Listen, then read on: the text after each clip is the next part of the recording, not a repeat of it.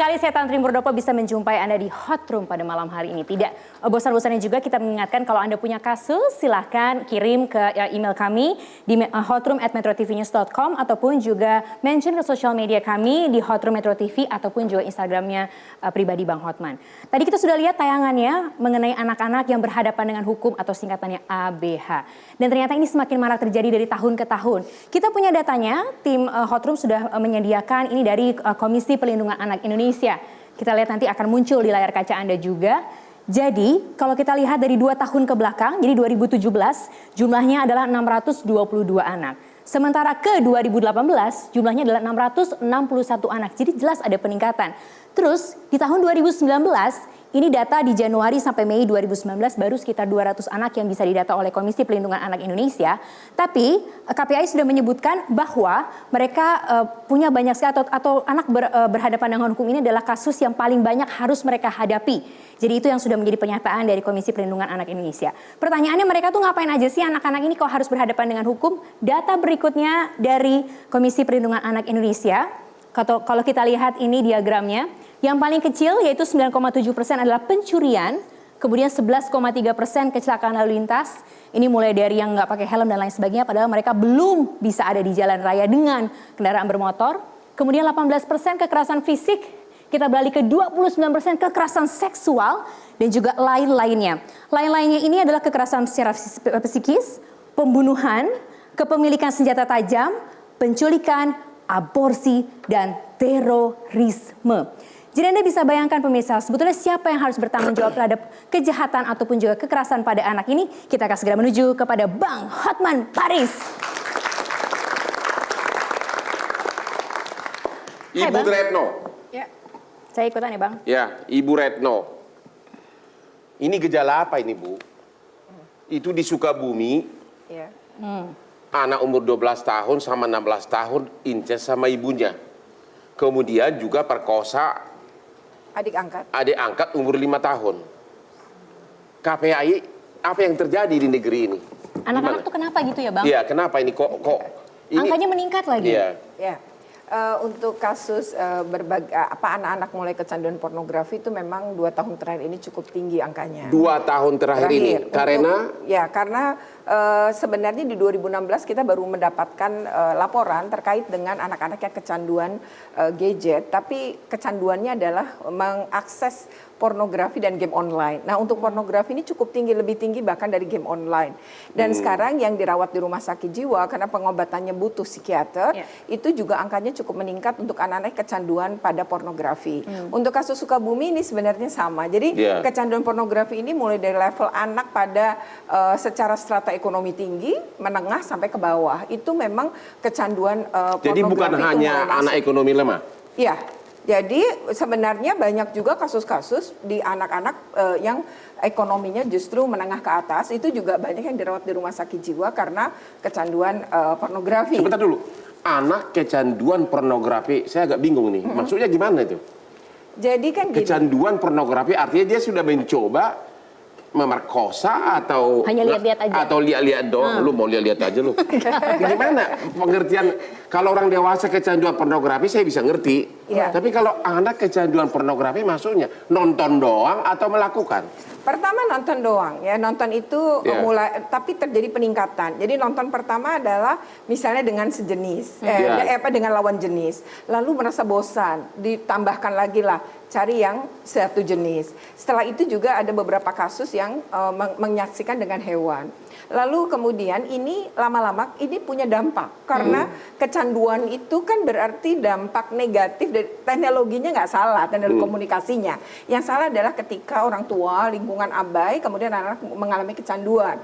Nah, ketika kecanduan ini, maka perilaku anak bisa berubah. Nah, agresivitas bisa terjadi, kemudian juga melakukan kekerasan seksual. Jadi banyak anak, beberapa kasus ditemukan juga di tahun 2019, anak SD memperkosa juga anak SD. Jadi anak-anak tuh berarti usianya berapa sih? Oleh itu. Nah, anak-anak yang melakukan ini, maksudnya yang kecanduan pornografi, Itu kalau angka di kami itu 13 sih dimulainya. Jadi di angka usia 13 tahun ke atas. Nah, kami tidak tahu apakah ada pada level di bawah. Mungkin belum ketahuan.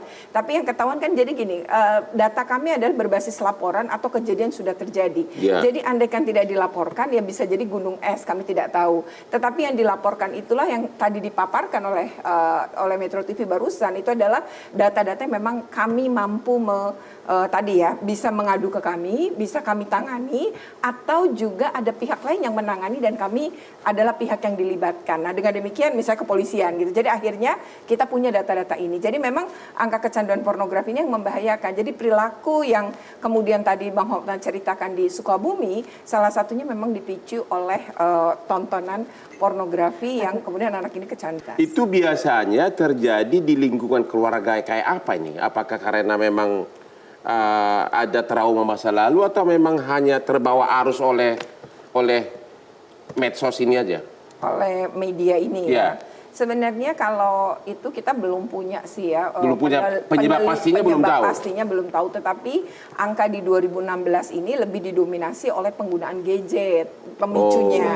Namun kalau yang kejadian-kejadian sebelumnya ya sebelum populer gadget semua anak pegang gitu, maksud saya semua pegang nih, bahkan dari usia masih balita juga orang tuanya udah ngasih gitu ya. Kemudian dengan ada wifi-nya juga sehingga kemudian ketika membuka internet itu bisa jadi kan tiba-tiba masuk ya info-info yang itu yang Sukabumi itu dengar-dengar justru ibunya yang penggoda anaknya itu bagaimana itu karena suaminya kebanyakan di luar katanya. Ya ada yang menyatakan seperti itu. Kalau kami ya KPAI apapun yang diinfokan kepada kami gitu ya dari psikolog maupun dari kepolisian memang harus kami tutup hingga dibuka di pengadilan kelak. Tapi kami pengawasan terhadap kasus ini. Artinya proses pengawasan dimulai dari proses pemeriksaan di kepolisian hingga pengadilan dan hari ini memang keputusan pengadilannya. Artinya si orang suami, si orang bapak. Bang, kita bahas lebih detail lagi setelah ini. Oh, Bang. begitu ya. Kayaknya semuanya juga pasti penasaran soal kasus ini. Kami akan segera kembali sesaat lagi. Tetap di Hot Room, only on Metro TV. Kau masih anak sekolah 1 SMA.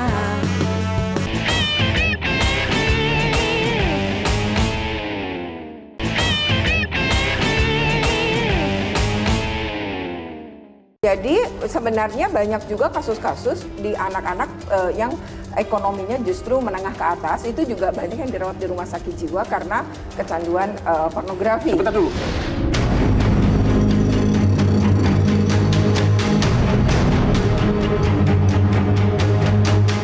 Publik dibuat geger dengan penemuan jasad anak perempuan di Sungai Cimandiri, Kabupaten Sukabumi, Jawa Barat pada 22 September 2019 lalu.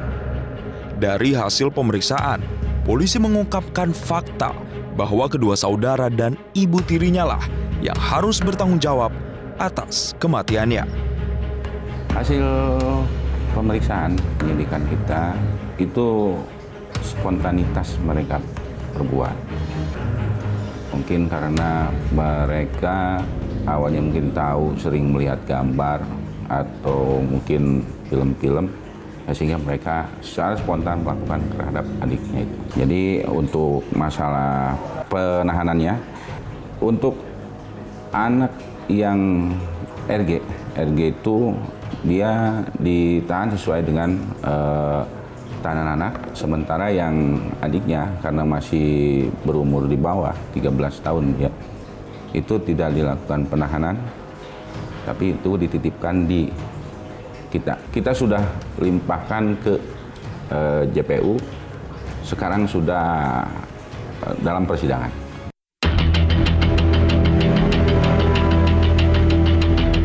RG dan RD yang masih di bawah umur diduga mencabuli dan memperkosa N, adik tirinya, akibat kerap terpapar video porno dan berhubungan inses dengan ibunya. Sang ibu yang melihat anak kandungnya memperkosa dan mencekik korban justru membantu, hingga akhirnya korban meregang nyawa. Tim Hot Room mendatangi rumah pelaku dan korban di Jalan Kibitai, Kampung Bojongloa, Kelurahan Wetan, Kecamatan Lembur Situ, Sukabumi, Jawa Barat. Ketua RT 04 Bapak Edi mengungkapkan, walau korban sendiri kerap mendapat kekerasan dari ibu tirinya, hubungan antara korban dengan kedua kakak tiri jarang terlibat konflik. Kalau sama abang-abang angkatnya, ya biasa sih, nggak kelihatan kayak yang mencurigakan. Ada indikasi sih pernah, karena korban tersebut ya sering meninggalkan rumah gitu. Korban bercerita ya sama tetangga lah gitu. Waktu ada lebam di mukanya itu karena ditendang sama ibu angkatnya kayak gitu. Kemudian tim Hotroom bersama dengan pihak kepolisian juga mengunjungi lokasi tempat para pelaku membuang jasad korban yang berjarak sekitar 1 km dari belakang rumah. Jasad yang dibuang ke sungai kemudian tersangkut di bebatuan dan ditemukan oleh warga sekitar yang sedang memancing. Saat ini, kedua kakak tiri korban sedang menjalani proses peradilan, sedangkan sang ibu masih menjalani proses penyidikan. Vonis apakah yang tepat untuk diberikan kepada kedua anak di bawah umur ini?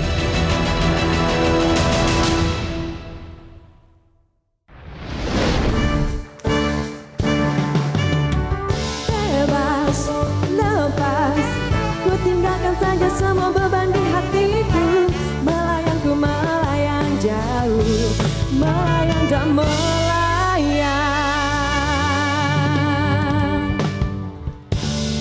Rasanya kita semua melayang atau dibuat melayang melihat video yang baru saja ditampilkan penelusuran dari tim Hotroom tentang kejadian di Sukabumi itu, Bang. Bagaimana seorang ibu, seorang anak melakukan hal yang negatif terhadap anak angkatnya atau anak tirinya. Sedih Bahkan ya, Bang? mereka incest juga. Itu dia. Sedih ya, Bang ya? Sedih banget. Tapi kalau kita ngobrol-ngobrol berbicara ke psikolog kali ya, Bang ya? Kita menuju ke psikolog anak? Ya, justru dari tadi saya udah mau matahkan teori. Psikolog selalu mengatakan peran orang tua. Ini malah orang tua belakangan ini pelaku. Ayo, Bang, kita gitu ke sana, loh. Bang. Ada Mbak Ya. Novita Tandri. Ya. Selalu dikatakan peranan orang tua untuk mencegah kenakalan anak.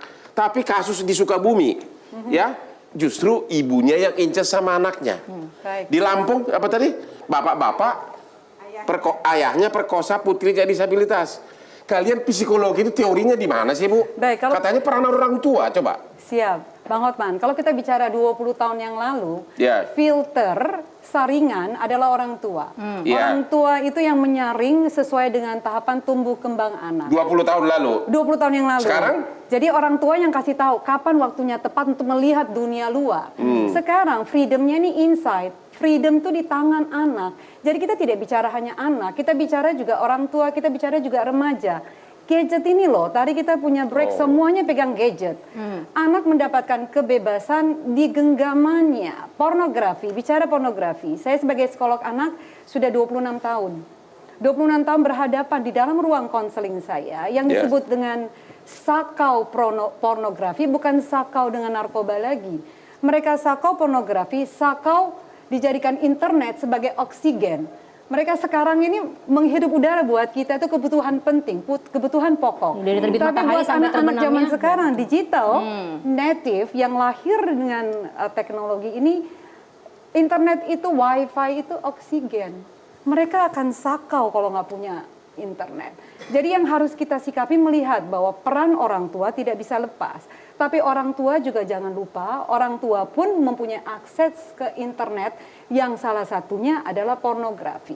Dan pornografi sakaunya akan lebih parah daripada sakau dengan narkoba. Kenapa itu? 5 bagian otak yang rusak untuk narkoba, tapi pornografi, 3 bagian otak yang rusak untuk narkoba, untuk pornografi 5 bagian otak manusia ikut rusak. Salah satunya adalah prefrontal cortex, kita bicara yang di atas ini nih, di depan Itu kita, di merusak kepala apa tuh, sini. Mbak? Merusak empati salah satu, merusak anak kognitif, merusak bagaimana anak bisa berkomunikasi dengan orang lain. Saya sebut ada satu yang disebut sebelum masuk kepada kebiasaan 21/90, Bang. Kalau kita kenal 24 hours 7 days a week. Saya sebutnya 21/90. 21 hari kita memberikan sesuatu kepada anak, contohnya dengan gadget, dia akan menjadikan sebagai suatu kebiasaan. Terus repetitif 21 karena hari. setiap hari, 90 hari, 3 bulan itu menjadi gaya hidup. terus selama bertahun-tahun akan menjadi adiksi. Yang saya tidak ngerti itu kaitannya ke pornografi.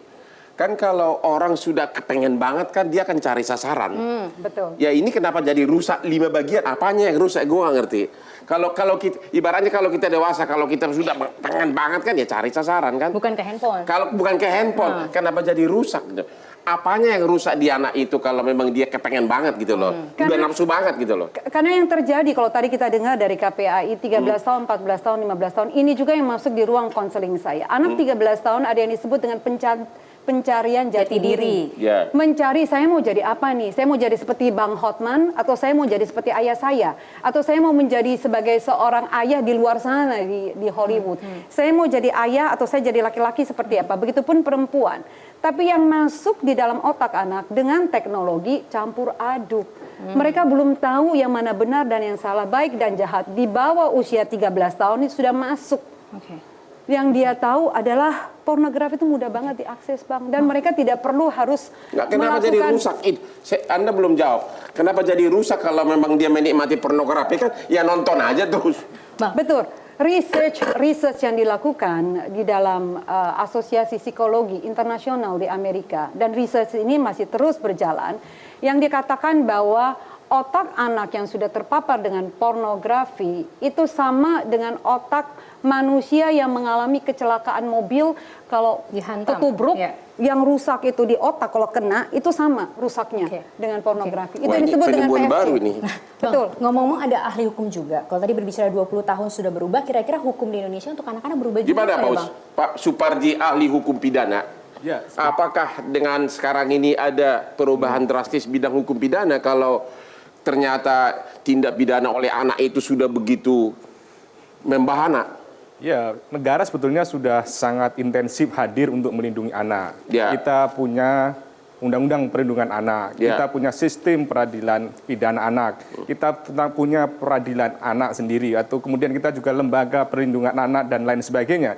Tapi kemudian faktanya memang sangat ironi juga, itu bukan disebabkan karena kondisi-kondisi yang belum tersosialisasi atau berkembangnya budaya yang kemudian menyebabkan anak itu sendiri tidak terlindungi.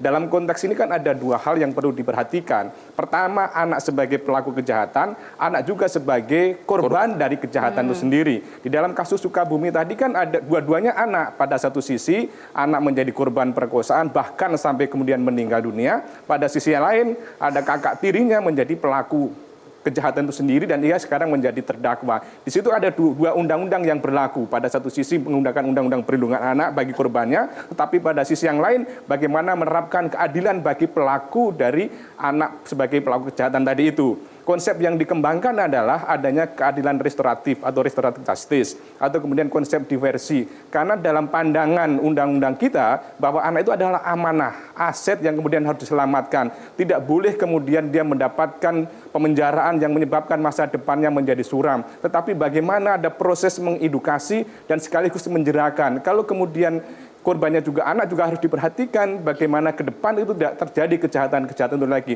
Prinsipnya Bang, sebetulnya negara sudah sangat intensif hadir, tetapi kemudian memang kalah dengan kata psikolog tadi. Artinya kalau ada keluarga kita terlibat tindak pidana, menurut Bapak sebagai ahli pidana, mendingan orang tua dari si pelaku buru-buru minta damai, atau anaknya sebaiknya diproses hukum, baiknya gimana? Ya, sangat tergantung Bang. Konsep diversi itu kan ada batasan-batasannya. Ya. Bahwa kejahatan itu hukumannya tidak boleh lebih dari 7 tahun. Artinya kalau anak kita terlibat tindak pidana, kemungkinan berdamai dengan keluarga korban itu ada. Itulah namanya diversi. Biar orang tua di rumah tahu. Biar tahu. Jadi kalau kemudian kejahatannya itu di bawah 7 tahun, bisa dimungkinkan ada konsep diversi. Syaratnya juga bahwa kejahatan itu bukan sebuah pengulangan. Jadi kalau kemudian itu pengulangan pun juga tidak boleh dilakukan diversi. Dalam konsep diversi tadi akan diterapkan bagaimana duduk bersama, baik pada tahap penyelidikan, penuntutan, pemeriksaan di pengadilan, untuk mengembalikan harkat martabat kepada anak tadi itu, sekaligus memberikan keadilan kepada yang bersangkutan. Tapi tidak serta-merta kemudian diversi itu harus diterapkan kepada kejahatan-kejahatan secara umum. Dilihat syarat-syarat tadi itu. Berbicara batasan, kita harus ada batasnya nih Bang, karena kita harus break. Kami akan segera kembali sesaat lagi.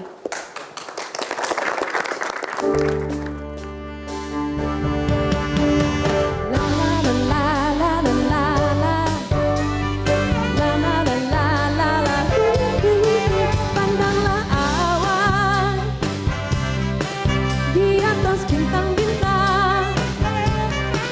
di sana. Semua bidadari turut.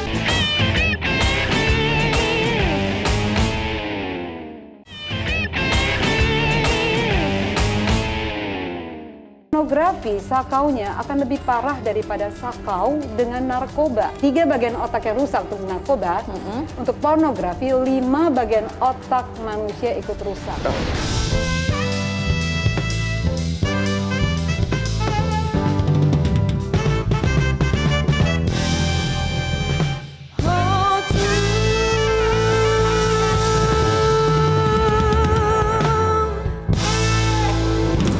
Bang Hotman, Ya. sebagai seorang pengacara pasti banyak kasusnya. Ya. Kalau berbicara anak yang berhubungan dengan hukum ini, kasus apa yang terakhir? Yang pernah saya pegang kasus mencuat se-Indonesia adalah kasus JIS. Di mana saya membela guru JIS, yaitu satu Kanada, satu orang Indonesia yang dituduh sodomi anak. Oke. Yang masalah waktu itu adalah waktu anak itu masih kecil jadi saksi di pengadilan atas peristiwa yang sudah 6 bulan lebih. Sehingga dari segi hukum menjadi dipertanyakan bagaimana keakurasian. Itu tantangannya berarti? Itu tantangannya. Dan kedua, terlalu banyak di situ berperan psikolog.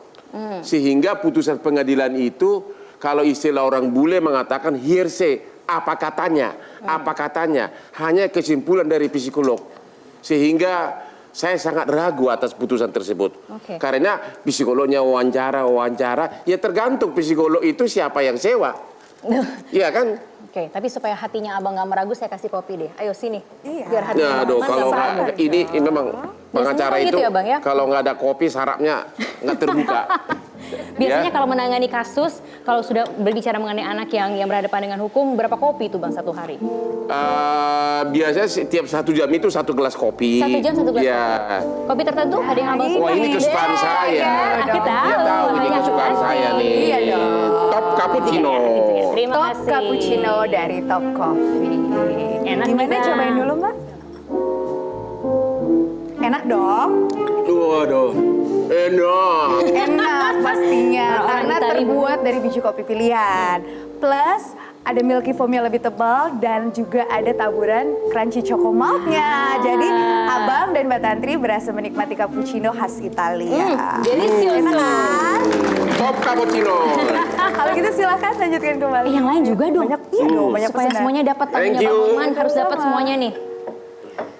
Ngomongin soal anak, kalau anaknya nggak ada yang kemudian diundang juga jadi nggak menarik ya Bang. Harus Ya, ada kita anak pengen didik tahu nih. dulu gimana sih rasanya di lapas kalau seorang anak itu. Coba panggil dulu sumber Ini dia. kita siapa? Mantan anak didik di lapas anak kelas 1 A Tangerang ada Putra Aldiansyah.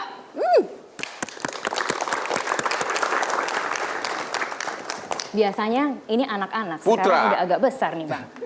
Silakan. Duduk dulu. Biasanya tadi kalau Abang kan menangani kasus biasanya anak-anak yang terakhir yang anak kecil ya Bang. Sekarang Ya. sudah agak dewasa nih. Kamu pernah terlibat kasus waktu masih anak kecil? Pernah. Umur berapa waktu itu? Umur 16 tahun saya waktu. 16 tahun, kejahatan apa yang kau lakukan? Saya ngedar narkoba. Ngedar narkoba? Pemakai juga? Enggak, makanya. Hah? Enggak. Mengedar aja? Kau ketangkap saat umur berapa? Saat umur 16 tahun itu 16 tahun. Dan akhirnya kamu dipidanakan. di waktu proses peradilannya bagaimana? Apakah Anda tertutup atau bagaimana? Tertutup sih. Itu. Tertutup. Tertutup. Perasaannya gimana selama diadili? Dia apa? Selama diadili itu Anda ketakutan atau apa? Pasti Atau nggak, sudah ketakutan ada. 16 tahun pengedar narkoba berarti udah jagoan gitu? Atau jangan-jangan malah kemudian ditonjokin?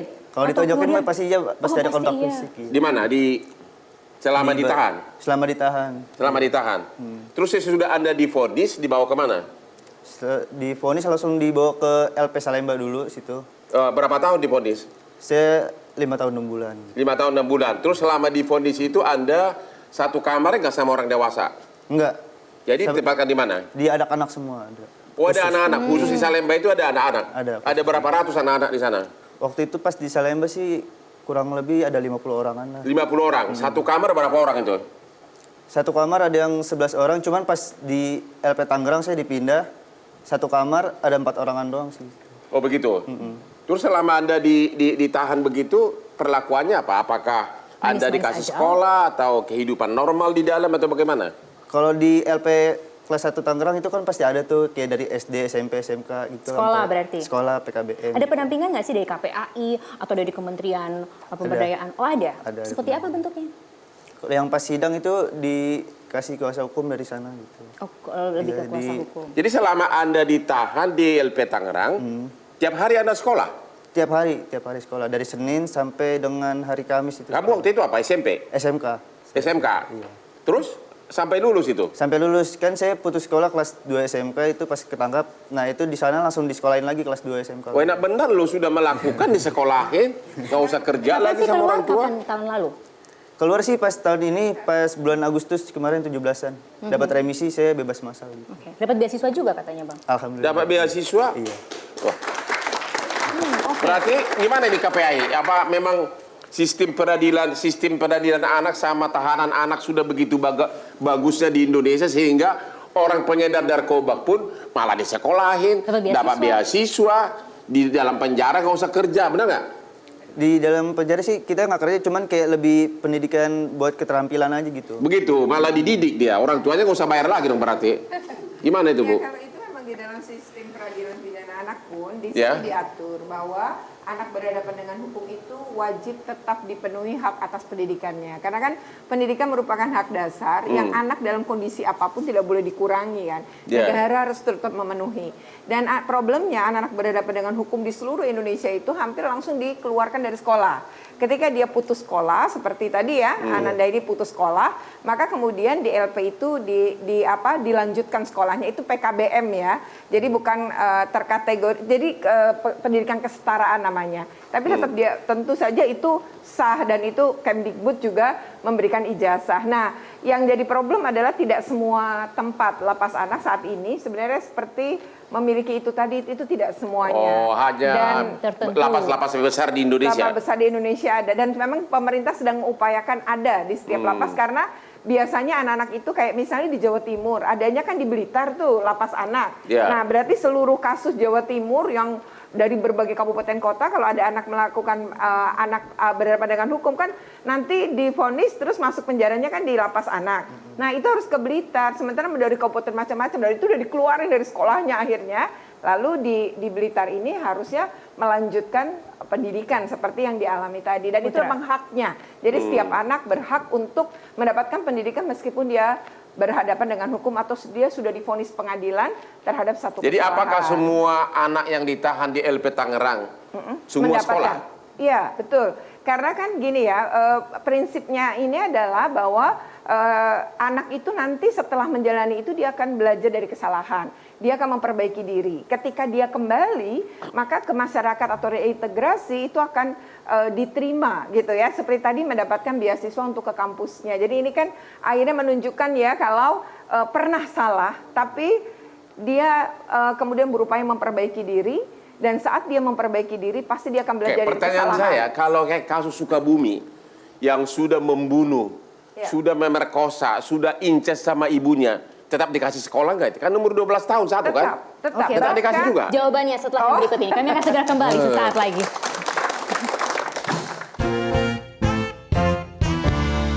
Anak jalanan kumbang metropolitan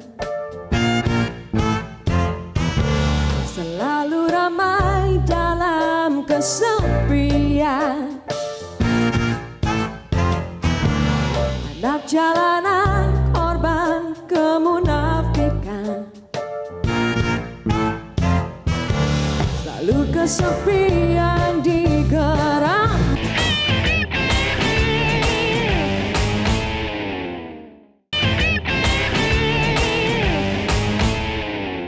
Selama Anda ditahan di LP Tangerang, tiap hari Anda sekolah? Tiap hari sekolah dari Senin sampai dengan hari Kamis itu. Kamu waktu itu apa? SMP? SMK. SMK.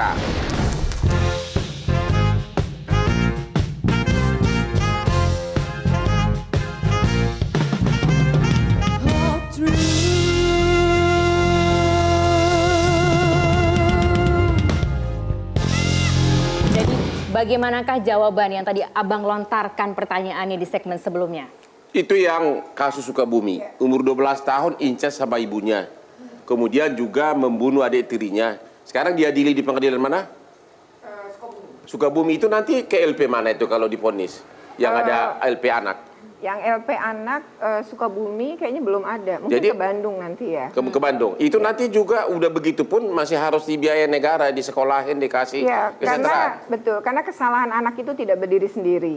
Anak itu melakukan kesalahan itu ada faktor lingkungan dan termasuk pola pengasuhan. Yang kedua adalah anak itu harus tetap diberi kesempatan untuk memperbaiki diri. Nah, atas dasar itu bahkan si Ananda ini yang 2 ini sebenarnya yang satunya 13 ya, 116 itu dia bahkan memiliki hak-hak yang harus dipenuhi yang lain, yaitu hak rehabilitasi, ya termasuk rehabilitasi itu psikologis maupun medis. Itu negara harus memenuhi semua. Nah, termasuk hak atas pendidikan ketika vonis sudah sekaligus dilakukan. sebagai saran dari Ibu untuk mengatasi seperti ini, ada saran dari Ibu nggak agar ini jangan terulang lagi? Dari segi analisa KPAI apa nih? Kalau terkait kasus yang terpicu yang paling banyak ini adalah ya orang tua ya, sekarang sama anaknya begitu. Betul, itu yang pertama adalah memang gini ya, anak itu kan kalau pendidikan tuh tripusat ya, tripusat itu adalah menurut Ki Hajar tuh 3. Jadi pertama lingkungan rumah, sekolah, dan masyarakat. Nah, untuk lingkungan rumah, pertama dan utama itu memang dari orang tua. Nah, orang tua ini ya kalau memang orang tuanya mendidiknya dengan benar, membangun konsep diri yang benar, pola pengasuhannya positif, maka anak ini akan menjadi pribadi yang baik. Nah, cara tetapi mencegah gadget gitu jika gimana? Sebaliknya. Cara mencegah gadget ini kan memang mau tidak mau ini adalah peran orang tua menjadi sangat besar di dalam hal ini. Nah, tetapi negara sebenarnya sudah hadir dengan 4 menteri itu melakukan penandatanganan terkait pembatasan penggunaan gadget di sekolah. Jadi paling tidak kalau ada 24 jam berada di sekolah 8 jam itu sebenarnya sudah terjadi bahwa gadget boleh dibawa tapi disimpan di locker, kemudian pulang diambil lagi gitu, karena anak banyak yang naik Gojek dan lain-lain gitu ya. Saya pernah berkunjung ke pesantren Tebu Ireng sama Lirboyo, di mana sangat ketat di sana. Apa menurut Ibu sebaiknya kirim anak semua ke pesantren? Enggak juga ya, itu kan satu pilihan. Artinya keluarga Indonesia itu sebenarnya tadi yang penting adalah orang tua, karena tidak ada sekolah orang tua nih ya.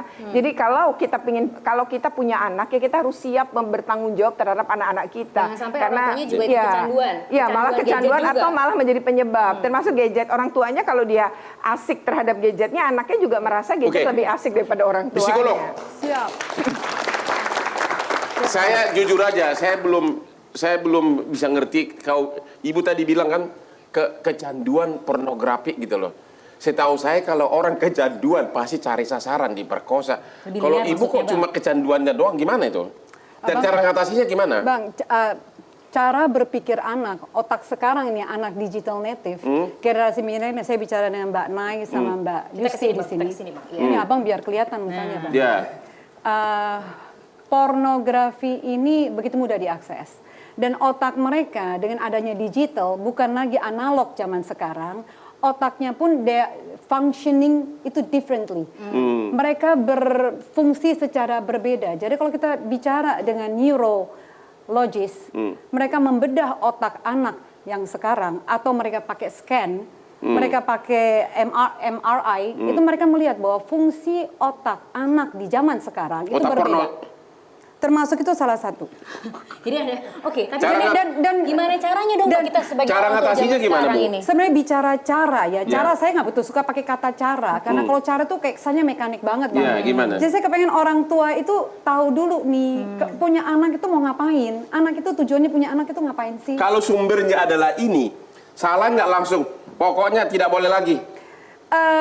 Ada tahapan. Ada tahapan. Jadi kalau bisa filternya yang pertama kali di usia 0 sampai 6 tahun sampai 14 tahun orang tua hadir di situ.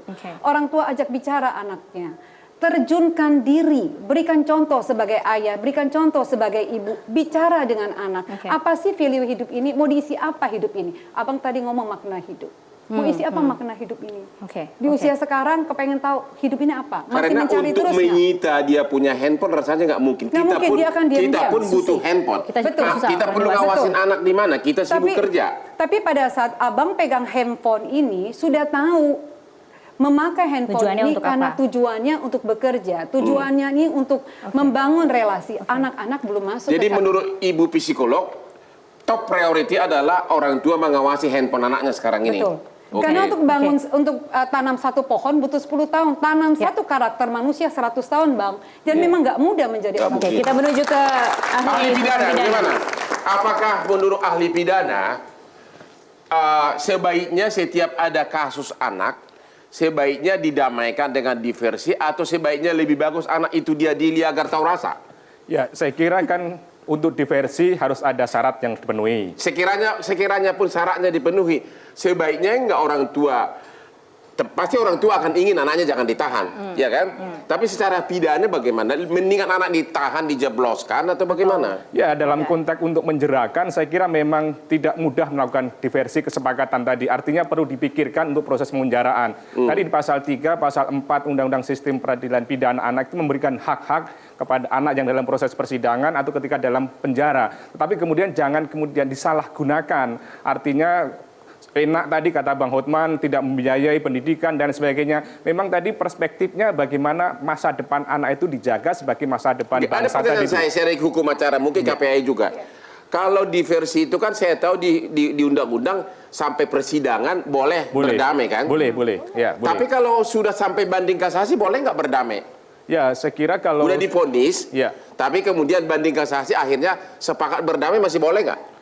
Saya kira tidak bisa lagi Bang, karena prosesnya kan sudah ada putusan tadi itu kan, prosesnya koreksi melalui putusan banding tadi itu kan, karena diversi ini kan melibatkan kesepakatan gitu para pihak ya, yang itu. Nggak jelas peraturannya bahwa diversi waktu pada di penyidikan sampai di pengadilan boleh diadili, boleh berdamai yang namanya diversi. Ya. Tapi udah keburu vonis, ternyata pas di tingkat banding kasasi PK ada kesepakatan, masih boleh nggak untuk berdamai antara keluarga korban dengan keluarga si pelaku? Atau memang nggak jelas undang-undangnya? Enggak, kalau diversi itu dilakukan terlebih dahulu kan sebenarnya gini, diversi itu kan definisinya adalah penyelesaian persoalan di luar pengadilan. Ketika di luar pengadilan tidak bisa diselesaikan, maka hukum pun menghormati korban. Kalau korban nggak mau misalnya, maka kemudian ada proses pengadilan. Nah artinya diversi udah selesai, tapi begitu masuk pengadilan, itu biasanya hakim memberikan lagi kesempatan. Nah, tetapi vonis kan belum. Pada saat itu belum keputusan. Jadi di awal kan hakim memberikan. Nah, lalu kemudian tidak tercapai misalnya, maka dilanjutkan. Itu misalnya artinya kalau sudah vonis, ya? sudah dihukum, kemudian jaksa kasasi atau apa, tidak boleh lagi diversi. Udah nggak bisa diversi lagi. Jadi harus menjalankan keputusan yang sebelumnya. Jadi keputusannya nanti di level Mahkamah Agung apa? Misalnya kasasinya. Nah, itu yang terakhir. Itulah yang dilakukan. Ini singkat Bang. Jadi berarti kita harus menuju ke Putra nih. Putra, gimana? Apa kekurangan yang you alami sebagai anak selama ditahan di LP? Ada apa yang menurut Anda masih perlu dilengkapin? Kalau kayak pendidikan sih udah, cuman kayak pembinaannya aja kali ya. Pembinaan maksudnya apa? Kurang dikasih gadget lagi atau gimana? Kalau di sana gimana? Kalau gadget mah nggak ada kan? Nggak boleh. Nggak boleh total ya? Nggak boleh total. Nggak boleh dibawa diam-diam gitu sama keluarga? Nggak boleh. Jadi kalau Anda nonton film porno selama di LP gimana caranya? Ya, nggak bisa, Pak. Oh, nggak bisa Nggak ya? bisa. Boleh, Nggak bisa. nanti divonis lagi. Iya. Oke, tapi sekarang sudah menjalani hidup, sudah tobat gitu ya? Sudah jalan ini. Untuk teman-teman yang lain, pesannya untuk teman-teman yang lain? Ya, yang masih ada di lapas dan lain sebagainya. yang buat yang masih ada di lapas, ya kudu pinter-pinter aja sih di sana. Kayak harus ngebenahin diri gitu. Harus belajar dari yang udah-udah lah gitu. Belajar dari yang udah-udah. Oke, semua narasumber sudah mendapatkan waktunya untuk kemudian bisa berbicara. Sekarang kita menuju ke kesimpulan dari Bang Hotman. Kesimpulannya sih tadi sudah disimpulkan oleh masing-masing karena begitu luas konteks permasalahannya, ya, begitu luas selama ini kan saya hanya tahunya peran orang tua, tapi sebenarnya sekarang justru orang tua sebagai pelaku. Saya kira kesimpulannya itu hanya case by case, ya. Tapi kalau saya sebagai orang tua, setiap ada anak bermasalah terjadi pelanggaran hukum, kalau saya tentu sebagai orang tua akan berusaha cepat-cepat mendekati keluarga si korban untuk diversi karena undang-undang memungkinkan dengan cara berdamai, begitu kan? Seperti kasus di Pontianak akhirnya cuma kerja sosial. Ya, hanya itu saya kira. Kalau sesuai dengan tema kita, ini tanggung jawab siapa? Kalau lihat begitu kompleks permasalahan, memang tanggung jawab orang tua lah yang paling titik sentral memang. Itu tidak ada pilihan lain. Terima kasih banyak, terima kasih banyak semua narasumber yang pasti ini menjadi tanggung jawab kita semua juga bangsa Indonesia untuk menghasilkan generasi emas juga untuk anak-anak Indonesia. Kita kembali lagi di Hot Room. Terima kasih Top Cappuccino, only on Metro TV.